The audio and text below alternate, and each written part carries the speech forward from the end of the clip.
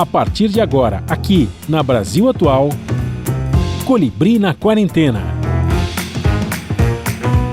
Uma conversa com quem está envolvido em trabalhos de cultura e entretenimento em tempo de pandemia. Colibri na Quarentena, um momento para refletir e se reinventar, na música, no teatro, no cinema e em todas as expressões de arte. Olá pessoal, no programa de hoje nós vamos conversar com o ator, cantor e compositor Vítor Seixas. Ele está lançando seu primeiro álbum, Gesto Bruto. O canto chegou para Vítor já nos palcos enquanto ele decorava um texto e encontrava um jeito de se colocar em cena. Um papo sobre a situação do teatro e da música nesses tempos de pandemia e pandemônio. Tudo online, em casa, na quarentena. Começando mais um programa na quarentena, nós vamos diretamente para o Rio de Janeiro conversar com o ator, cantor e compositor Vítor Seixas. Falei certo, Vítor, porque às vezes o cara é Vítor e ele não gosta que põe o C ou põe o C. Bem-vindo, Vítor Seixas, né? Obrigado. Aqui com a gente da Rádio Brasil Atual, aqui no YouTube da TVT também. Falar do seu primeiro trabalho como cantor, como compositor, chama-se Gesto Bruto, o álbum, né? Sim. Também falar da sua carreira de ator também, contar as suas histórias para a gente. É um prazer recebê-lo. Antes da gente começar a contar a sua história, 10 anos como ator e esse primeiro trabalho, a gente faz uma enquete aqui com os artistas todos que passam por aqui sobre a pandemia. A ideia é descobrir como é que cada artista está lidando com esse momento tão difícil para o Brasil, né, para o mundo, né, obviamente, e lidando assim do ponto de vista como é que vai fazer as questões, resolver as questões familiares, de receita, né? O músico que toca em palco, né? Você também é de teatro, então você foi afetado duplamente, né? Totalmente. E é uma complicação, do ponto de vista profissional e do ponto de vista também pessoal, que às vezes tem que acudir uma família, um pai, a mãe, uma avó, enfim, ajudar as pessoas, né? Que a gente fica preocupado nesse momento. Então eu queria ouvir o seu depoimento, qual é o impacto para você, como é que você está lidando com tudo isso? Então, foi uma coisa muito forte, porque no ano passado, aqui no Rio pelo menos, decretou-se a pandemia, né? Tipo, gente, bora ficar dentro de casa no dia do meu aniversário. Eu nasci 13 de março. Foi uma sexta-feira 13, né? Foi aquela sexta-feira 13. Poxa, números cabalísticos, hein? Tudo Cabalísticos. Aniversário, sexta-feira 13, tudo. E aí fechou a pandemia, aquela coisa. Eu já tinha comemorado meu aniversário, uma semana antes até, eu fiz um samba aqui no Morro da Conceição e tal. E aí no dia 13 mesmo, a gente estava num restaurante aqui na Lapa, no Nova Capela, e demos parabéns de cotovelo. Cantamos parabéns de cotovelo, a gente não tinha a menor noção do que vinha pela frente. E aí, enfim, aqueles primeiros 3 meses foram muito agudos, né? Em clausura, né? A gente achava que botava o pé na rua... Enfim, que o vírus é uma coisa... Tinha muito medo, né? Muito medo naquele... E ainda estamos, né, com medo. E ainda estamos com medo. Depois de um ano, estamos na mesma. Não, e olha o que virou, né? Porque, enfim, com esse desgoverno nosso, mas o que aconteceu? Naquela época, a gente tinha... Foi, né, em relação à música, assim... A gente foi para estúdio para gravar as guias na semana do Carnaval. Então, a gente engatilhou o processo do disco antes da pandemia, antes da gente saber de pandemia, assim, foi anterior. E aí a pandemia foi decretada, eu acho que foi um time muito importante para o disco, assim, porque eu não sei como teria sido se a gente fosse começar já na total distância. A gente esteve junto, eu, produtor musical, diretor musical, né, o Pedro Itan, que é baiano, o Rafael Lorca, meu amigo de longuíssima data, companheiro de faculdade de Unirio, né, de teatro. E aí a gente gravou todas as guias, engatilhou o processo do disco e a pandemia foi decretada. Então, a partir daí, todo o nosso processo, tirando a gravação das vozes, né, que eu tive que ir para estúdio, foi toda à distância. O Tomás Arres, baterista no disco, gravou sozinho. Alberto Continentino, baixista, gravou sozinho. Todo mundo, a gente foi dando um jeito de continuar o trabalho, continuar a criação como era possível, né? Todos nós tivemos que nos adaptar a essa circunstância da pandemia, assim. Para mim, foi muito forte, porque a gente trabalha com presença, né? É a minha estreia na música, a música até chega sem a presença, né? As pessoas escutam, a música tem esse poder, o teatro bom, até a pandemia se instaurar, era absolutamente presencial. Então, começou essa pesquisa do teatro virtual, da experiência né, de como estar ao vivo estando distante, né, não estando na presença. E foi muito forte. Aquele primeiro momento a gente realmente parou de trabalhar. Eu não trabalhei. Assim, eu continuei a fazer o disco, que é uma produção independente, né? Eu fiz o disco com recursos próprios que eu fui acumulando ali de poupança da vida, de juntando cachê, né? Eu chamava de poupança da entrada da casa própria, e acabou se tornando a poupança do disco próprio, porque ficou muito, tava gritando muito mais para mim que eu botasse, né, o disco no mundo, enfim, a casa pode vir no futuro, assim. Então a pandemia atravessou muito, assim, a dinâmica emocional, profissional, né? Enfim, e atravessa até hoje. A questão é que, como ela foi se tornando uma experiência muito mais longa do que a gente podia imaginar, a gente foi tendo Teve que gente que aprender, apostou, né? viu, Vitor? Teve gente que apostou 2 meses, 3, aí quebrou 2 a cara, porque meses. estamos há 1 ano e vamos seguindo em frente, aí não E sabemos até vamos quando. seguindo. O Átila falava no início, né, aquele biólogo, eu acho que vão ser 2 anos. Ele falava 2 anos, assim. Todo mundo Mesmo achou que ele estava exagerando. que ele estava exagerando. Não, e isso 2 anos com uma certa aceleração de vacinação em algum momento que a gente não está vendo aqui no nosso país, né? Pois Pelo é. contrário, assim. Agora, o bom de tudo isso, se é que é possível uma coisa, né? Para você, quando você ia lançar o disco, ele estava encaminhado. Não estava finalizado ainda, mas ele estava encaminhado. Então, menos mal, né? No caso que você queria lançar de qualquer jeito, nessa época, Exato. ele estava encaminhado. Esse é o lado Ele, positivo, né? Do trabalho para você. E do ponto de vista pessoal, você sofreu alguma coisa assim da família? Teve que acudir lá aos pais, aos avós, a olha, família? eu tive Teve assim, que dar uma força? eu tenho 3 avós vivos, né? Graças a Deus, muito, muito, muito bem de saúde. Todos têm mais de 80, mas assim, com uma vitalidade impressionante. Eles ficaram super mais recolhidos, né? Eu não tive, graças a Deus, na família, na proximidade, perdas por Covid. Eu tive no início desse ano, em janeiro, uma perda de um tio muito querido, mas que não foi exatamente por Covid, mas indiretamente, emocionalmente, sim, Claro. né? Porque, enfim, a pandemia afetou a todos, e aí, de certa forma, quem já estava um pouco mais fragilizado, né, psiquicamente, emocionalmente, perdeu o pouco que tinha, né, o abraço, né, o sair com os sobrinhos para ir numa exposição, para ver um show, enfim, a vida, né, a coisa do viver de verdade, né. Sentir a Ju a gente cantou uma música da Ju ontem, a Juliana Linhares, né, chama Perdendo o Juízo. Tem uma hora que ela fala, sentir saudade da gente, sentir saudade de viver de verdade, né. Porque é claro que a gente está aqui vivo, com saúde, mas tem uma parte da nossa vida que realmente pausou, né? E que ontem no show a gente, trabalhando ali com todos os cuidados, todo mundo testado para que a coisa pudesse acontecer com segurança e com responsabilidade, a gente se dá conta de que nós não vamos virar ciborgues, né? A gente é bicho da presença, né? A gente não...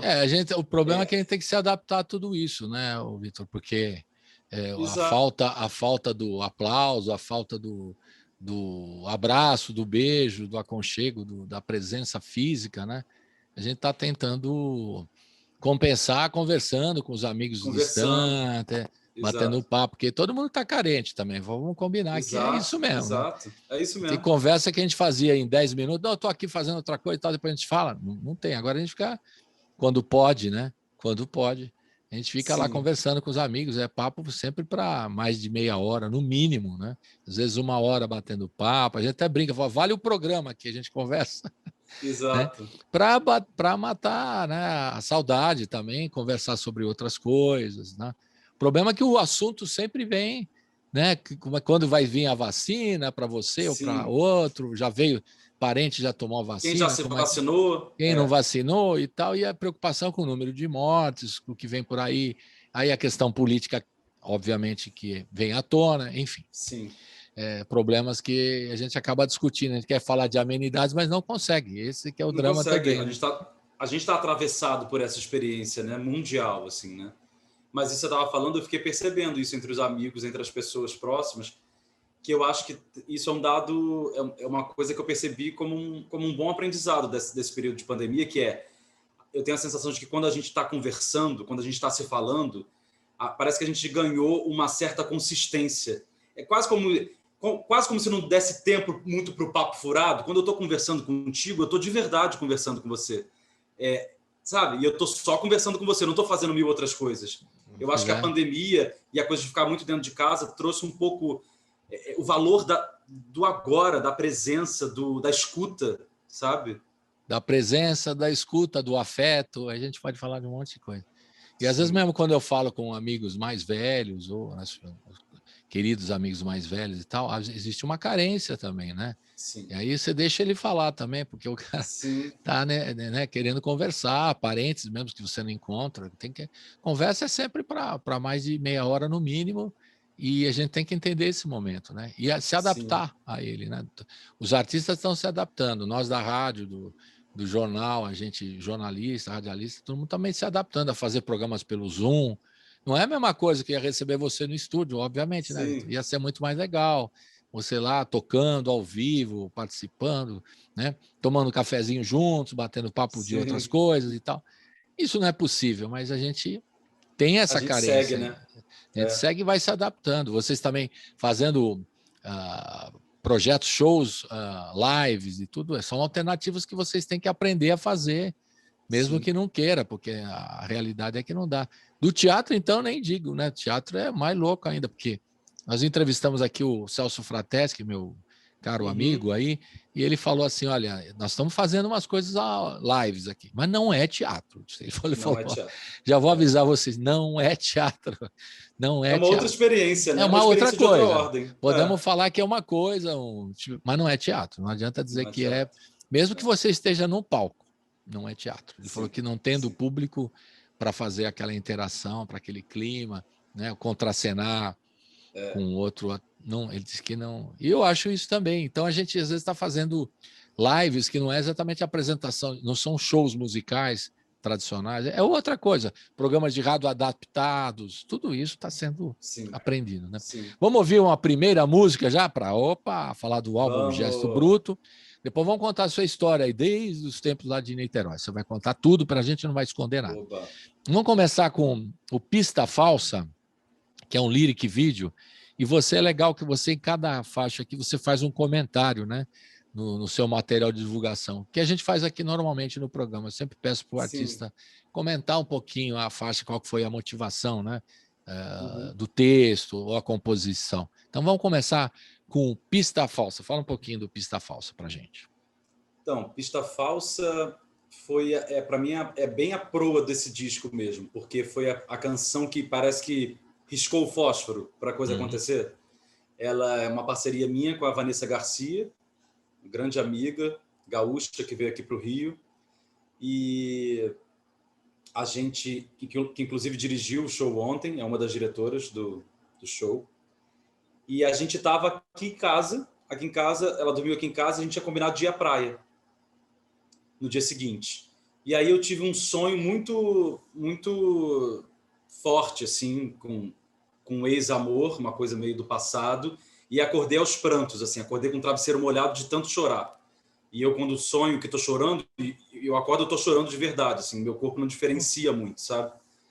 E aí eu acordei cedo, assim, falei, caraca, eu preciso tomar um banho de mar agora, sabe? Preciso do mar agora, preciso ir para a praia. Isso acho que era bem cedo, 5 e pouco, eu acordei bem mais cedo. Aí fui tomar banho, não, antes eu acho que eu falei com a Vanessa, preciso ir para o mar agora, tipo, a gente pode se encontrar lá, dorme mais um pouquinho, depois a gente se encontra na praia. E fui tomar uma ducha. Quando eu saí, ela estava pronta para ir para a praia. E ela disse que me olhou e falou, gente, né? Ela fala isso, parecia um menino de 6 anos, assim, precisando de ajuda, sabe? Ela viu nos meus olhos isso, disse um sim e a gente foi para a praia junto. E aí, chegando na praia, a gente começou a compor. A Vanessa tem um bordão, ela sempre usava um bordão do não faz fantasia, né? Meio que dando um alerta para a pessoa não cair em cilada, sabe? Olha, tu não faz fantasia, não. E tinha isso, e um desejo de fazer música com isso. E aí, nesse meu sonho, me veio um outro mote que foi a Pista Falsa, né? Que é a pessoa que você já teve alguma história e de repente ela volta para a tua vida e começa a dar umas pistas falsas. Ela não quer estar contigo, mas ela vai jogando umas migalhinhas, sabe? E aí, se você não tiver muito no eixo, você cai na pista falsa. E aí eu tinha ficado com isso na cabeça, porque eu tinha vivido um reencontro e falado, pô, você está vindo na minha direção? E a pessoa, não. Eu falei, poxa, então não me dá pista falsa. Tipo, você não precisa me dar a pista falsa. A gente juntou esses dois motes, da pista falsa e do não fazer a fantasia. E aí, em frente ao mar, a gente os versos foram vindo e a gente foi brincando de cantarolar em cima, e a música nasceu de uma vez só. Inclusive as partes que são faladas, né? As partes que a gente escolheu não botar melodia. E foi muito gostoso. Que a turma hoje fala spoken words, né? Também é bonito. Spoken words. Words, é bonito. Então vamos ouvir então Pista Falsa? Vamos ouvir. Vamos. Roda a Pista Falsa. Amigo, tu acredita que depois de tudo aquilo que a gente conversou, eu dormi, sonhei com ela, acordei aos prantos. O que será que isso quer dizer? Tu tá fazendo fantasia, amor, mas tanto faz, agora não dá mais andor. A pista é falsa, a água ferve e o leite derramou.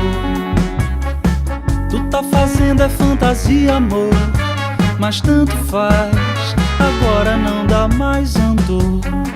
A pista é falsa, a água ferve e o leite derramou. Você sentada no tete a tete, diz que agora chegou. Respondo banho, tu cama e mesa, osso do elevador. Tu tá fazendo fantasia, amor, mas tanto faz, agora não dá mais andor. A pista é falsa, a água ferve e o leite derramou. Boca seca, acordo em pranto, importância não fugir, fato que agora chegou. Não adianta negar aquilo que te marcou. Tudo bem, se não tá, tudo bem. É o mar, o pranto avisou. Disse que vinha e nunca chegou. Perdeu a hora, a carne é fraca, a alma é forte. O corpo desagou sozinho quando a cabeça parou, amiga. É isso, sinal aberto, mar aberto, sabe? Mistério. Os corpos estão pufando. Acelerou. Foi isso que aconteceu.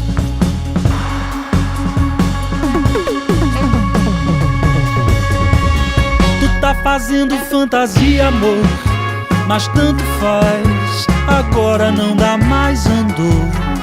A pista é falsa, a água ferve e o leite derramou. A pista é falsa, a água ferve e o leite derramou. A pista é falsa, a água ferve e o leite derramou.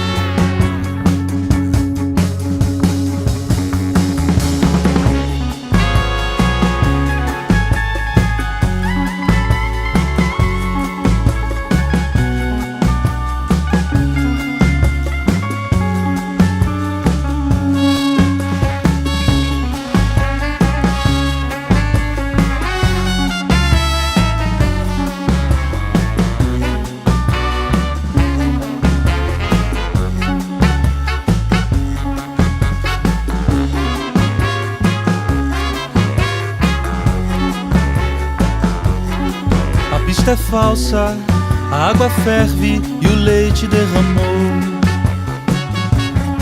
A pista é falsa, a água ferve e o leite derramou.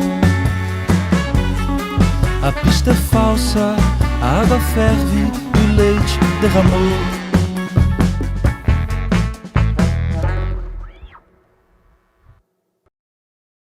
Estamos de volta com o Vitor Seixas, diretamente do Rio de Janeiro. Ele que é ator, cantor e compositor, está lançando Gesto Bruto. E a gente acabou de ouvir aqui o lyric vídeo Pista Falsa. Ele contou essa história. Nascida da praia. Onde é? Que praia que é que vocês estavam? A gente estava no Leme. No Leme. Uma praia movimentada. Um momento até muito louco para fazer uma poesia nesse momento, né? Mas aí é o papo. Mas você sabe que a gente chegou tão cedo. Vem.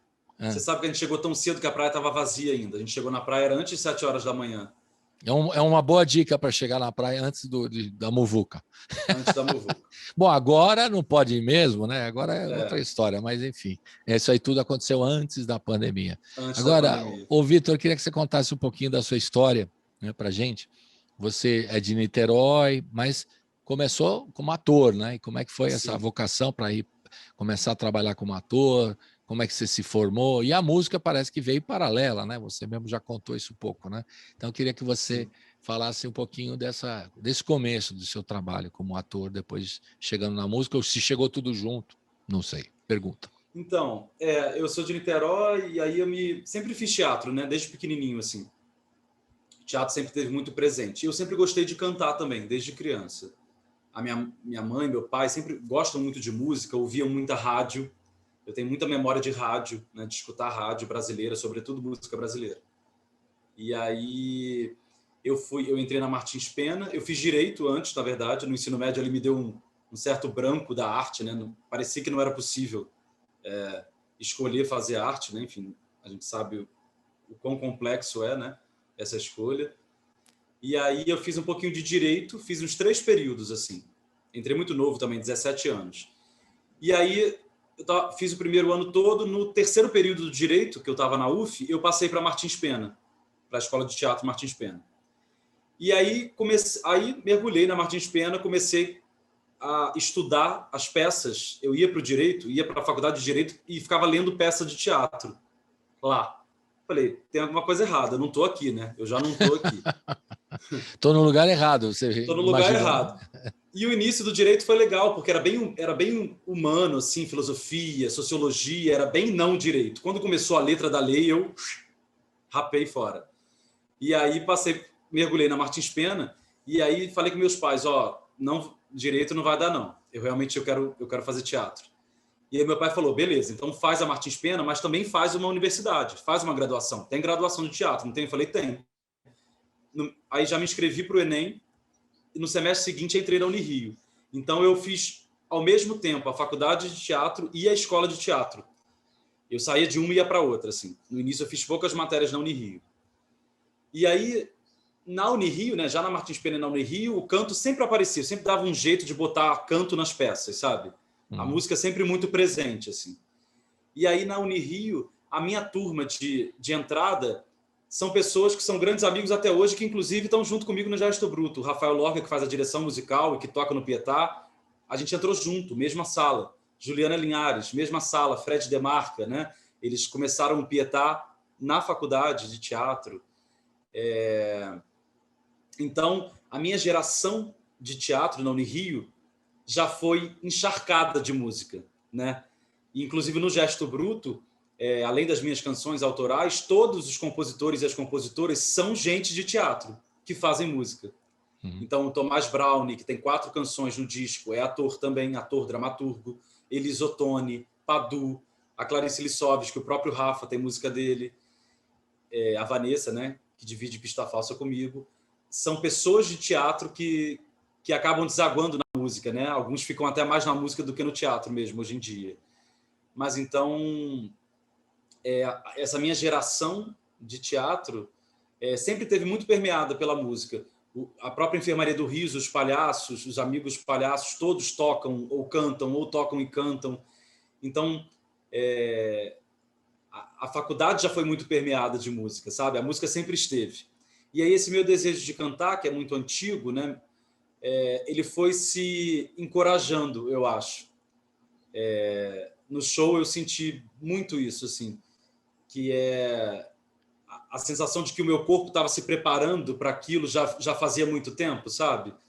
Então, uma certa segurança gostosa de sentir, né? Porque, poxa, foi um show, live, banda, cenário, foi um show, tipo, com tudo que tinha direito. E aí, eu poder sentir que eu não perdi o chão no meio dessa coisa toda, uma equipe gigante, enfim... Foi muito bom para mim, e eu senti que esse chão era o teatro. Esse chão quem me deu foi o teatro, sabe?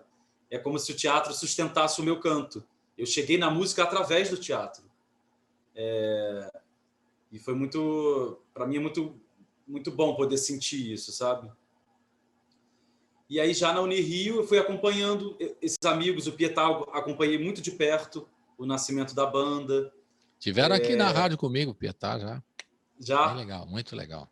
Muito legal, né? Eu gosto muito do trabalho deles. E aí a gente sempre fazendo samba também. Em algum momento teve samba de véspera com Rafa, Aline Vargas, também amiga, atriz, super compositora de samba. Então a gente sempre estava fazendo música, né? Não só nas peças. E aí eu entrei, comecei a formar, né? Sempre muito com coletividade. Então eu faço parte atualmente de 3 coletivos. A Companhia Volante, o Teatro Caminho e o Coletivo Liquidação. E na Volante, que a gente trabalha, né, que é a minha primeira companhia, a gente trabalha muito com itinerância, muito com peças de rua e itinerantes. E na Volante o nosso primeiro trabalho é Panidron, que eu faço o Pérez Pérez, que é um personagem, uma criatura que mais canta do que fala na peça, assim. Então, o canto sempre me chamando, sabe? Sempre muito presente nas produções, assim. E aí eu acho que eu fiquei um tempo ali, 2016, 2017. 2017 eu morei um tempo em São Paulo para fazer um trabalho com Doutores de Alegria, um trabalho de reciclagem para palhaços de hospital. E aí, 2016, 2017, eu dei uma emudecida, assim. Eu fiquei uns 2 anos meio quieto. As pessoas começaram a perguntar, nossa, você não está cantando mais? Você não canta? Minha mãe falando, meu filho, você não vai cantar? Quase que todo mundo me chamando, assim, sabe? O meu professor querido, mestre maravilhoso, Marcelo Rodolfo, que em algum momento me encostou na parede e falou, e aí? Tá, eu sei que você é ator, eu gosto muito do seu trabalho, mas você não vai cantar? Você vai ter a coragem de não cantar? Ele me deu uma encostada na parede. Enquadrou assim. Você, deu uma enquadrada. Me deu uma enquadrada. Aí eu saí da aula, fiquei um tempo assim, e aí eu acho que eu vivi esse tempo de uns 2 anos mais emudecido para ver o tamanho que a música tinha dentro de mim. Eu tô falando isso agora, né? Óbvio que isso não foi uma coisa consciente. Mas eu fiquei experimentando, tipo, será que eu quero mesmo isso? Num lugar meio de respeito também, sabe? Com a música, tipo... E aí, passado esse tempo, a coisa gritou dentro de mim, que eu pensei, não, eu preciso mesmo. É uma questão de vida ou vida. Eu preciso cantar. E aí foi quando eu comecei a organizar. A partir de Pista Falsa, ali em 2017, teve um certo também... um gatilho de abrir a composição, porque eu sempre gostei de cantar, mas eu jamais me imaginei compositor. Eu achei que eu seria um intérprete, né? Como tantos maravilhosos existem na nossa música. E aí eu acho que a coisa de destravar a composição também me deu mais uma coragem, porque além do canto, eu fui vendo que eu podia compor, né? Letra, melodia, às vezes só letra, às vezes só melodia, e isso foi me dando um caldo de faz, sabe? Como se tivesse um Vitor dentro de mim falando, vai, tipo, vai, faz isso. Você quer fazer isso. E aí foi isso. Final de 2019, eu fui fazer uma residência em Salvador. Por isso a Bahia é tão presente também. Para além do Pedro Itam, produtor musical do disco baiano, e eu amo a Bahia, enfim, essa conexão Rio-Bahia. São Paulo também, né? O Thomas de São Paulo. Gravou a bateria de São Paulo, mas essa conexão Rio-Salvador ficou muito forte para mim. E aí, quando eu fui fazer a residência artística, eu participei de uma residência chamada Dispositivo em Obras, ali em outubro ou novembro de 2019. E aí eu dividi com um artista, um bailarino, o João Petronilho, e quem me chamou para fazer os curadores eram a Sara Marques e o Túlio Guzman, que fazem doutorado na UFBA, lá nas artes, né? E aí eu levei as minhas canções, algumas inacabadas. Margarete, por exemplo, era um poema. Eu fiz Margarete saindo do cinema, depois de ter assistido o documentário sobre o axé, né? Tem um documentário chamado Axé. Daqui a pouco você vai falar, porque a gente vai ouvir a Margarete na sequência. Falar de Margarete. Bom, pode falar agora, depois a gente volta. O ator volta. foi soltando... Você deixa o ator falar, ele vai ir. Na boa. O texto é livre, sem roteiro. Sim. Então pode falar agora, vamos ouvir a Margarete, já que você falou da conexão Rio-Bahia. Como é que nasceu essa música Margarete que a gente vai ouvir agora? E você sugeriu até que a gente ouça e veja a gravação do show que você fez. Do show, né? Acho que vai ser legal. Então fala um pouquinho de Margarete. Você estava vendo o documentário sobre a Axé, né? Eu também assisti esse documentário. Eu assisti esse documentário e aí gostei do documentário e tal, mas dentro do documentário comecei a sentir falta de Margarete. Dela tá mais, né, com o tamanho que ela tem dentro da música. Ela não apareceu no documentário? Nem me lembro, faz tempo que eu vi. Ela aparece, mas aparece assim meio, sabe? Não valorizada. É não isso? valorizada. E eu fiquei com aquela pulga atrás da orelha e fiquei, gente, tem alguma coisa errada nessa história aí. E aí saí do cinema, eu vi aqui no Cine Santa, pertinho de casa. Uhum. E saí do cinema e fiz esse poema. Era um poema, fiz um poema sobre essa sensação de querer ver mais a Margareth, né? Margareth Menezes. E aí, esse poema ficou na gaveta. Fiz esse poema lá, eu acho que é de 2016, o documentário, nem sei, tem bastante tempo que eu vi. Faz tempo, é. E aí, quando eu fui para a residência, lá para o final de 2019, eu falei, eu estou voltando para Salvador, vai ser nessa residência que Margareth vai virar canção, né? Que o poema vai virar canção. E aí não deu outra, surgiu lá mesmo. E eu fiquei muito feliz de voltar com ela, dela ter virado canção, né? Porque a poesia que virou canção. A poesia legal, que virou canção. Então, vai ser legal ouvir. Então, vamos ouvir. Você falou do show. Quando foi feito esse show aí? Conta para nós. Que você então, o show foi... A gente estreou no dia 18 de março, né? Porque a gente passou, né, na Lei Aldir Blanc. Então, a gente tinha esse período, tinha que ser até o final de março. E aí o disco já estava finalizado, mas a gente entendeu que seria interessante primeiro estrear o show, e aí o disco foi lançado na 0 hora, né, momentos seguintes, assim. Então, o show foi no dia 18 de março e o disco entrou no ar, nas plataformas, no dia 19, na 0 hora do dia 19 de março. E tem alguma diferença da gravação do disco para o show que vocês fizeram? Já está se transformando? Porque o artista tem muito isso, né? Ele faz o disco, depois vai fazer ao vivo, começa a mudar já a música. É uma natural, né? Uma transformação do ao vivo. Muda o andamento, alguma coisa acontece sempre na canção. Tem uma diferença qualquer ou não? Ou é então, a Margareth, a gente tentou ficar o mais próximo possível da experiência da gravação. Claro que como a banda era diferente, sempre muda coisas, né? A gente estava na formação da banda no show, o Rafa se manteve nos violões, mas aí na guitarra, no lugar do Pedro Itan, que fez as guitarras no disco, quem estava no show era o Elísio Freitas, tocando guitarra e bandolim. No baixo, no disco, é o Alberto Continentino, e no show foi a Lana Alberg. E a bateria no disco é o Thomas Arres, e no show foi o Gregório Carnevale. Então... muda a gira, né? Assim, eu acho que tem uma proximidade. Cada um traz uma contribuição diferente, não são os mesmos músicos. E o arranjo está um pouco... traz seu tempero. Tá em cima do disco, o arranjo basicamente. O arranjo está bem próximo, eu acho o arranjo bem próximo. Então vamos ouvir agora Margareth do show Roda! Uou! Yeah.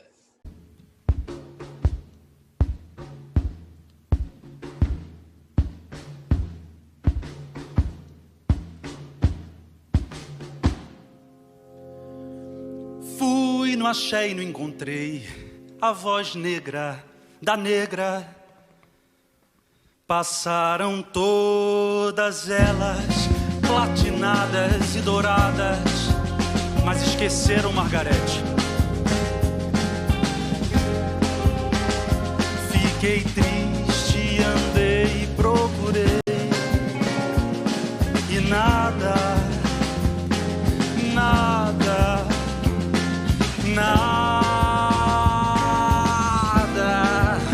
do vozeirão.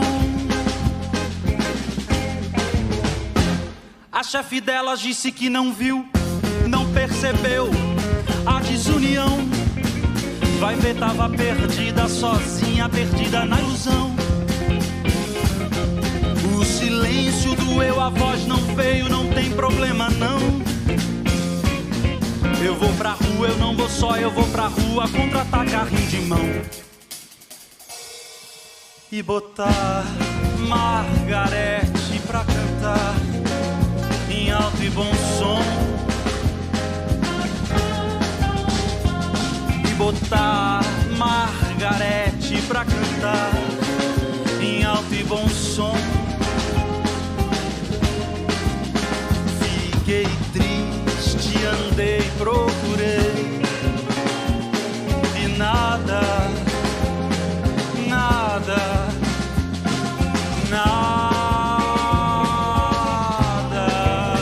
do vozeirão. A chefe delas disse que não viu, não percebeu a desunião.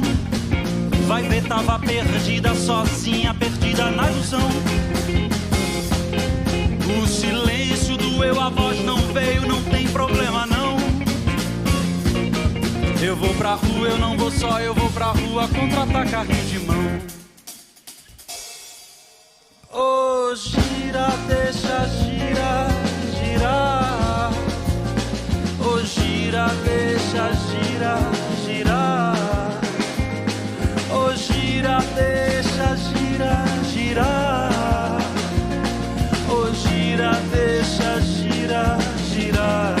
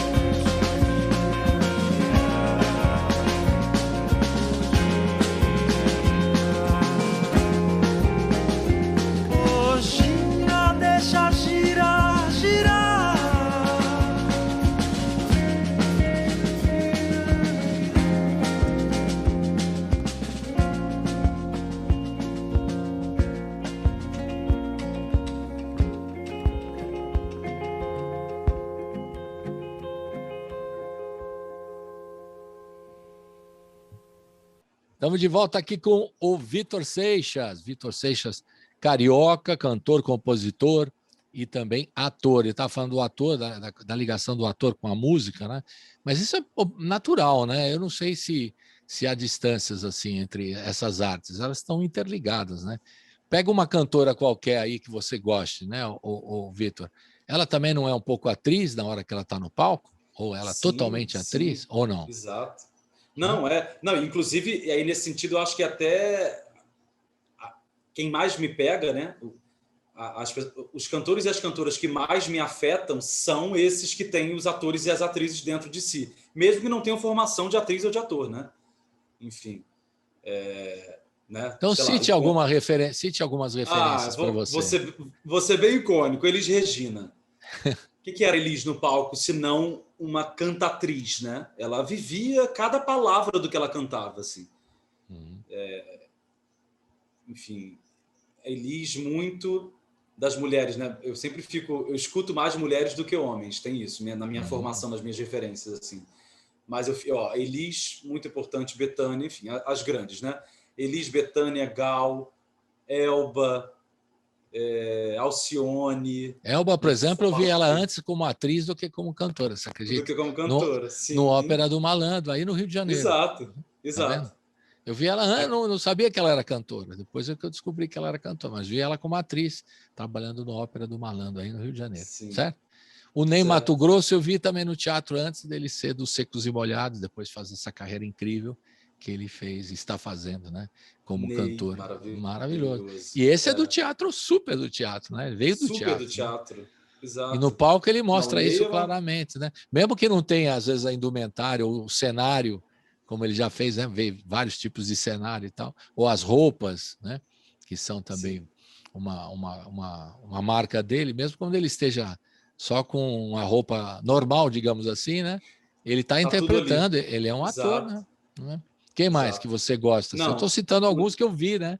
Que são atores que depois se transformaram em grandes cantores, grandes intérpretes, né? O Ney é uma grande referência para mim, enorme, meu Deus, nem sei. Ney Mato Grosso demais, assim. Dessa galera que a gente vê muito veia de ator no palco, né? Cantando.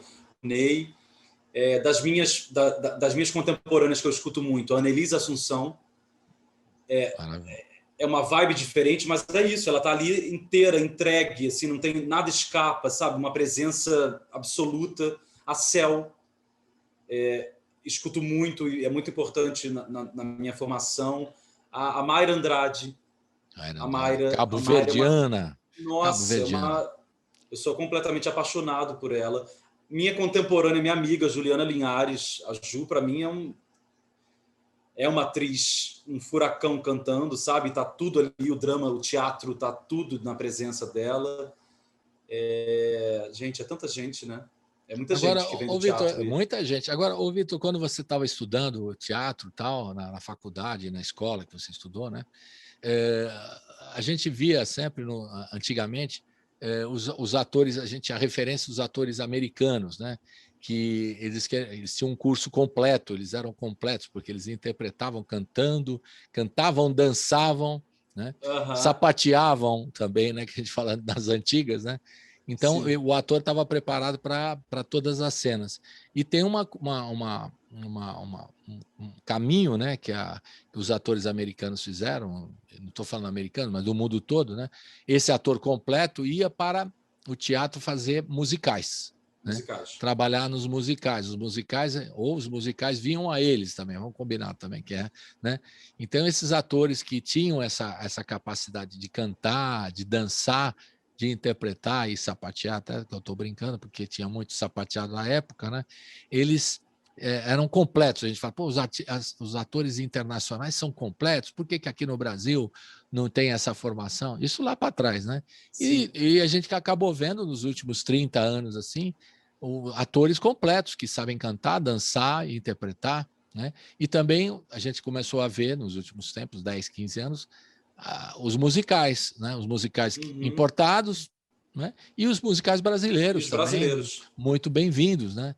Como é que você vê essa cena assim, do ator poder mostrar todo o seu potencial, o seu estudo, né? Em todas as artes, cantando, interpretando e dançando e tudo mais, como nos musicais norte-americanos tradicionais da Broadway e tal, que hoje nós já temos musicais de alta qualidade no Brasil também, né? Sim, fale um pouquinho dessa possibilidade também para o ator que canta, que dança e que interpreta e tudo mais. Eu acho que aqui a gente está no Brasil agora, a gente tem uma experiência tão legal, né? Eu curto muito o trabalho da Barca, a Barca dos Corações Partidos, que é uma galera, né, musicistas deslumbrantes, são atores e todo mundo canta, é muito bonito. O que me pega em musical, aí nesse sentido, é quando você não vê a diferença, quando as estéticas estão todas amalgamadas, sabe? Que não está separadinho, porque quando eu sinto que quando a gente importa a Broadway, ela vem com a estética toda separadinha, que não é a gente é tropicalista, entende? Então, eu fico achando meio chato. Uma hora canta, outra hora atua, não sei o quê. Quando os musicais brasileiros começaram a surgir, aí eu falei, opa, isso me pega muito, sabe? Assim, na verdade, a gente esqueceu, agora, porque a gente tinha um teatro de revista, que era maravilhoso, né? Muitos tempo atrás. Que já era tudo junto, né? Que era uma beleza, só que a gente deixou de fazer isso, não sei por que aconteceu isso, e aí traz os importados, que até o diretor é de fora, né? Ele quer igualzinho, que é um franchise, né, Vitor? Exato. Aí o cara vai fazer o franchise do Bela e a Fera, tem que ser igual que tem em Nova York, aí perde, sei lá, né? Porque não tem a nossa alma, né? A nossa alma não tá ali, né? A gente não se reconhece ali. E aí eu fiquei pensando nos musicais que eu vi desses atores, aí tem uma pessoa que eu acho uma coisa também, cantando, atuando e fazendo tudo misturado, que é a Soraya Ravenli, que tem uma trajetória muito bonita de união de teatro com a música, sabe? É uma pessoa que sempre me emociona, uma cantatriz que sempre me emociona quando eu a vejo, assim, trabalhando.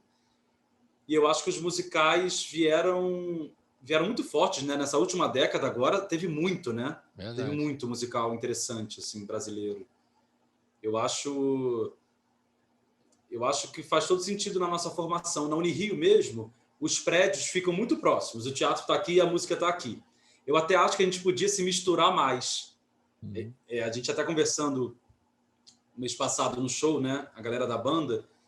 Eu estava conversando com o Greg, o baterista, que fez música na Unirio. A gente é contemporâneo, na mesma época que eu estava fazendo teatro. E ele falando disso, nossa, os currículos podiam se contaminar muito mais, né?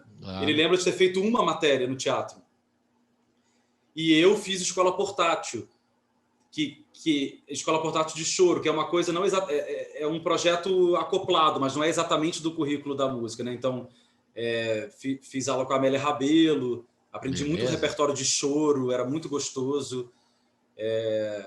Mas eu acho que essas duas... Ainda falta, então, você acha que na formação do ator brasileiro falta cruzar mais essas artes? Eu acho que podia cruzar mais, sabe? Porque eu sinto falta de coisas que eu quero agora, por exemplo, que é ler partitura, saber ler.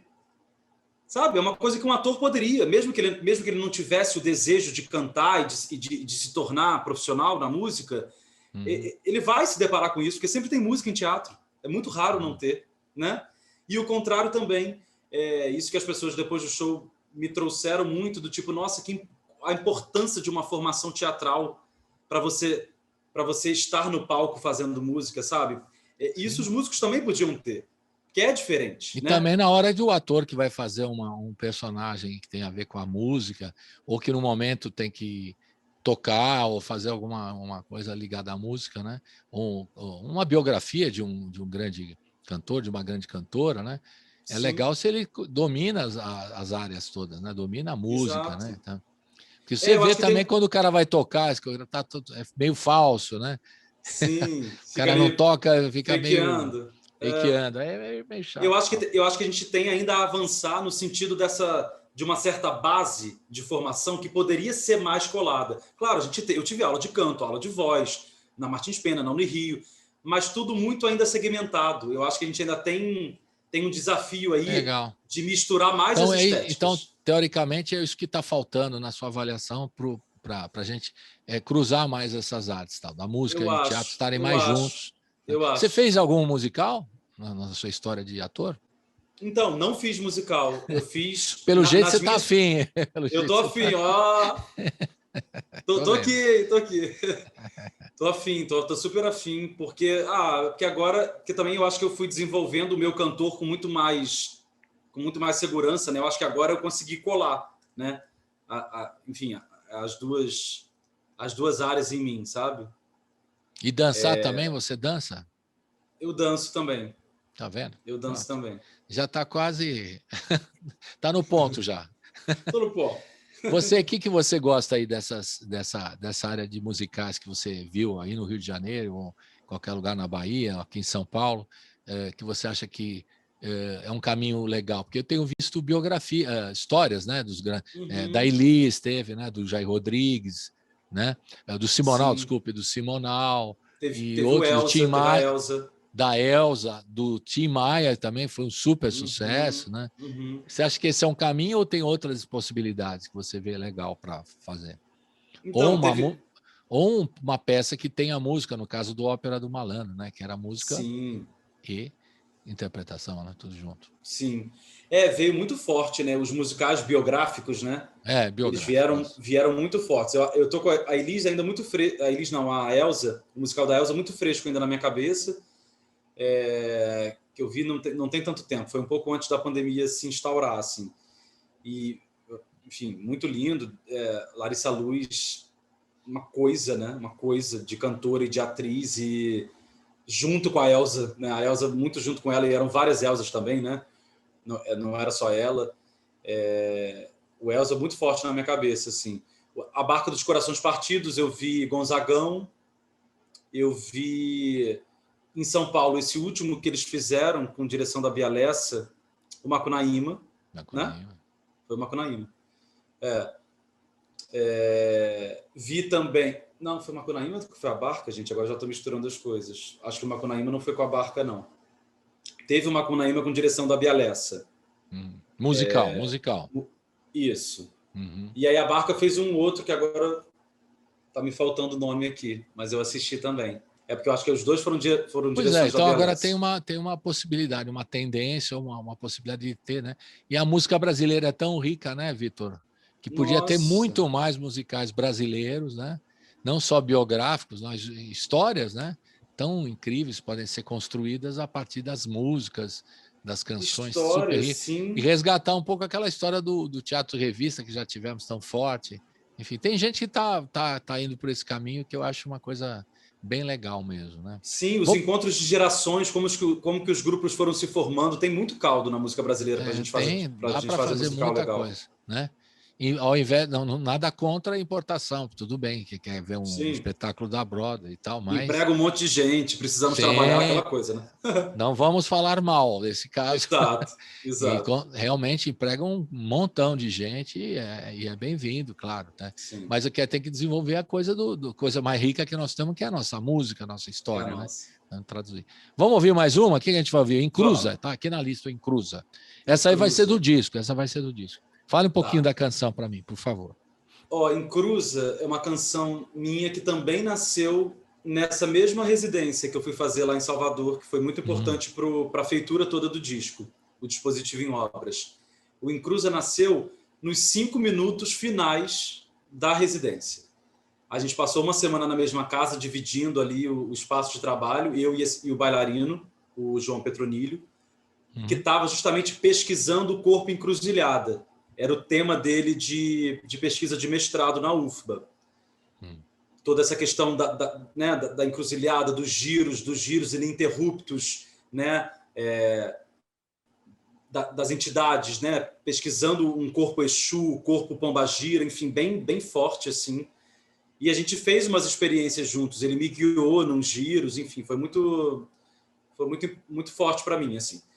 Mas eu estava sentindo que estava faltando alguma coisa para a gente se colar, sabe? Ele me conduziu no trabalho dele e eu queria, de certa forma, responder a ele, através das minhas possibilidades, aquele nosso encontro. Então, nos 5 minutos finais, assim, era sexta-feira, eu estava com papel 40 quilos e eu comecei.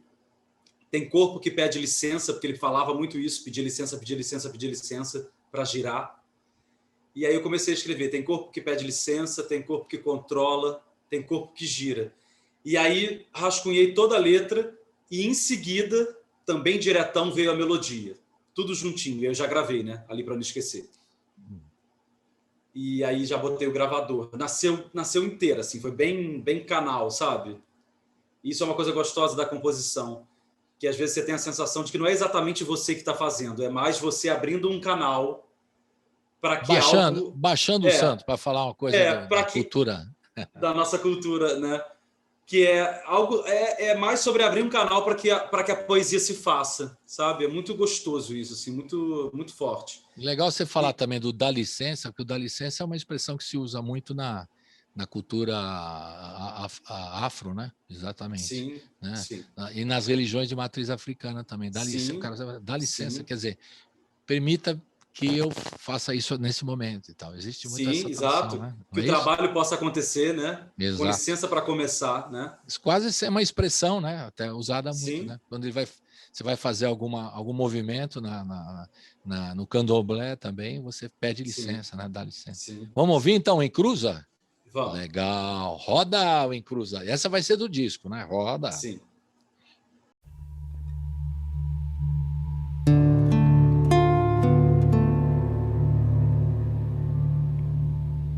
Tem corpo que pede licença, tem corpo que controla,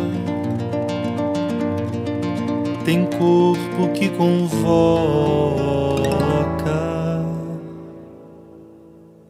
tem corpo que gira. Boa noite pra vocês. Boa noite pra quem veio antes. Boa noite, juventude. Boa noite pra quem insiste. Respira, filho. Respira fundo,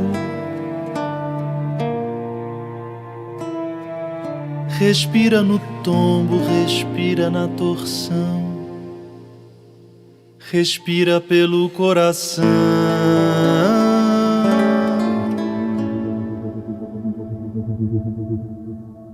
e deixa ir.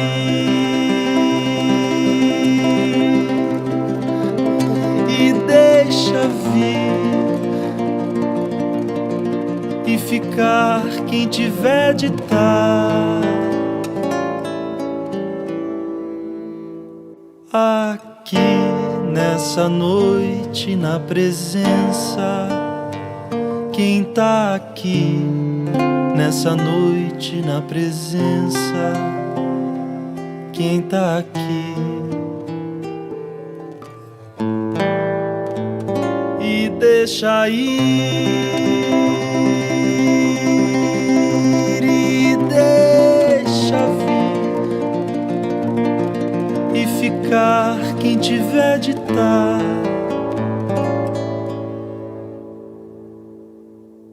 aqui nessa noite na presença.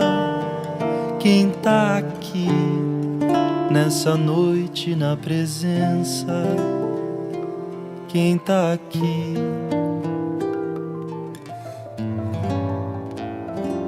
Quem tá aqui?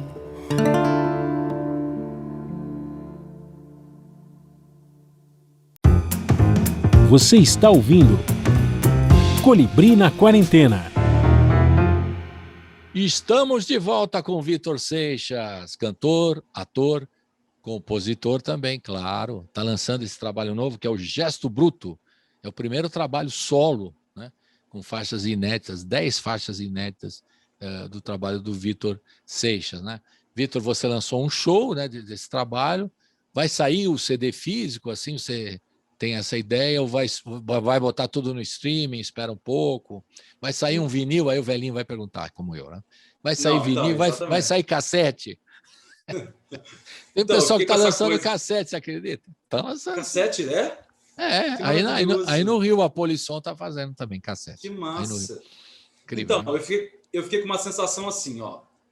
Eu gosto da matéria, eu preciso poder pegar na coisa. Essa coisa, claro que as plataformas são incríveis porque, né, você consegue fazer a música chegar em pessoas que você jamais imaginaria, mas eu quero uma mídia física. E aí eu fiquei pensando, qual é essa mídia? O CD se tornou uma coisa muito obsoleta, porque a gente não tem mais onde botar. Os carros não tem onde você botar. Enfim, aí, a minha sensação é quase de produzir lixo, sabe? Aí já vem um pouco a minha, enfim, o lado sustentável da minha cabeça, assim. Aí eu falei, não, CD não vamos fazer. Mas o vinil eu sou completamente apaixonado. Então eu estou desejoso, eu quero o vinil, eu quero fazer o vinil. Legal. Eu também gosto muito do vinil, não porque eu seja velho, mas também por ser velho, porque o vinil novo, com essa nova produção do vinil, ela tem uma qualidade, um produto final com uma gramatura 180, é muito bom. O som é muito bom. É muito bom. Enfim, né? E resgata também aquela do álbum, você pega, vê a história do Vitor lá, vê as fotos, vê o show, as letras e tal. É uma coisa... O pessoal acha que a gente é saudosista, mas quem gosta e começa a cultivar vai ver que é uma coisa de qualidade também. E é uma experiência diferente, né? E um produto cultural muito legal, tem que ser mantido mesmo, né? E você pensa também em lançar também, como você fez show também, um DVD, ou botar tudo no seu canal, Vitor Seixas, canal do YouTube. Como é que você organiza isso para a sua carreira nesse trabalho, que afinal é o primeiro, né? Independente. É o primeiro. Independente que depende de todo mundo. A gente já falou isso aí várias vezes. Todo mundo fala isso, né? Depende de botar, enfim. E você, como é que você está organizando? Você vai lançar clipes de todos os outros, de todas as faixas, ou vai botar uma parte de show, outra fazer outro clipe? Como é que vai ser? Então, eu tô com um canal no YouTube e a gente lançou o Lyric Vídeo de Pista Falsa e também os podcasts. Todos entraram não só nas plataformas, mas também no canal, né? Porque o projeto que a gente foi contemplado na Aldir Blanc, a gente propôs podcasts de todas as canções, né? Contando as histórias das canções. O show, a estreia. E já é uma coisa que você está fazendo, porque você já divulgou isso, né? No material escrito, né? Foi, texto que você fala de cada canção, você comenta, né? E já é um pouco do podcast isso, né? Já é um pouco do podcast, é bem essa levada. Aí, além da minha percepção, eu chamo os compositores e as compositoras para bater um papo, né? Ah, legal. Para ver o lado também de quem escreveu, né? E aí, além disso, teve o mini doc, um mini documentário sobre a feitura da construção, né? Sobre a construção do show. Então, a gente está com esses materiais. Aí, o material do show em si, eu acho que a gente vai soltar. não sei se o show inteiro, mas algumas canções, e eu tenho, enfim, muito desejo de fazer clipe, né? Acho que agora a gente precisa organizar o coreto, né? Depois, porque foi muita coisa, né? Foi o disco, foi a Lei Aldir Blanc, eu estive em outros processos na Lei Aldir Blanc também, porque foi isso, né? Um ano de 2020 de muita escassez de recursos, de trabalho. A Lei Aldir Blanc veio dar uma salvada, né? Nas nossas finanças, né? Pagar nossas contas, pagar o aluguel. E aí eu entrei em 3 ou 4 projetos da Lei Aldir Blanc. Além do Gesto Bruto, eu estava numa peça virtual, eu estava fazendo itinerância na rua e também sendo transmitida e ainda participando de um outro projeto. Então, foi muita coisa ao mesmo tempo. Ali, aquele batidão de março, sabe? Então, agora eu acho que eu quero organizar o caminho, né? Poder olhar para frente e falar, eu quero fazer o vinil, vamos fazer um clipe? De qual música? Né? Entendendo também o que dá para fazer, né? Nessa né? experiência de pandemia, né? É que é uma boa no clipe, também não precisa contratar o ator, né? Já tem, né? Exato. Não, e toda a nossa geração em volta, né? Que quero muito que meus amigos estejam também. E você convida os colegas e tal. Então, a parte do cast não vai ser um problema. A música já está pronta, o cast aí resta alguém para fazer a direção de vídeo, edição e tudo mais. Essa que é a parte mais complexa, né? Mas certamente na escola, os amigos, você tem um monte de gente que trabalha com isso, aí fica mais fácil. Aliás, hoje, nesse momento tão difícil, como você está colocando, se não é solidariedade entre os artistas, a coisa é difícil, né? Você tem que ter um apoio um do outro, um se apoiar, ninguém larga a mão de ninguém, aquela segura na mão dos seus mesmo, né? Segura na mão dos seus. Então tem que ter ajudar o outro, né? Você sente isso também nesse momento, importante muito. Essa solidariedade? Isso é uma coisa muito legal que aconteceu, né? Porque a gente não sabe, né? Essa coisa de eu pedir licença, eu cheguei com um gesto bruto, mas também pisando de fininho, né? Para lá, deixa eu ver onde é que eu estou pisando, assim. E aí uma coisa muito legal assim que aconteceu, porque a gente sabe a importância dessas playlists, né? Hoje em dia, Pista Falsa entrou na playlist Radar Brasilidades, da Deezer, né? E depois a Roberta Sá, uma cantora que eu admiro muitíssimo, fez uma playlist de carnaval e colocou Pista Falsa na playlist dela de carnaval. Isso foi muito legal também, assim, porque é muito importante sentir que as pessoas estão te dando a mão também, tipo, claro. Tem espaço, também tem espaço, né? Porque eu não trabalho com a ideia de competição. Realmente, para mim, o teatro me formou com uma sensação de muita coletividade, sabe? Eu não quero competir com ninguém. Eu quero ter o meu tamanho, nem mais nem menos, sabe? E eu sempre acho que tem espaço para mais gente, para mais arte, assim. Então, eu nunca tive e não quero entrar numa experiência competitiva, sabe? De que se eu estou divulgando um colega, eu não estou me divulgando, imagina, eu não trabalho com essa ideia, com esse espírito, sabe? Então é muito gostoso poder ver que artistas que já estão há mais tempo na estrada admiram o seu trabalho e falam, olha aqui, olha esse menino aqui chegando, sabe? Legal. É confortante. E a relação que há com os técnicos? Eu chamo técnicos artistas, né? A gente chama também a turma da graxa, né? Que você conhece muito bem no teatro, o pessoal da luz, aí da cenografia, o pessoal do contra-regra, todo mundo que trabalha no apoio, né? Todo esse grupo de atividades, né? de profissionais que trabalham no entorno de uma peça de teatro, de um show de música e tal, e estão passando necessidade, né? Como todo mundo, o Brasil todo, né? Muita gente passando necessidade. Que tipo de ação você tem visto interessante que está ajudando essa turma toda? Porque você ainda está fazendo live, você está lançando um disco, né? Sim, digamos, nós estamos aqui fazendo o programa, nós somos privilegiados. E essa turma que vive lá de fazer a luz ou de ajeitar o palco, trabalhar para você para você brilhar no palco, né? A turma de apoio técnico, né? A turma da graxa. Sim. Você tem visto alguma ação? Vocês estão fazendo alguma ação para ajudar essa turma que está mais vulnerável, né? Na área de artística?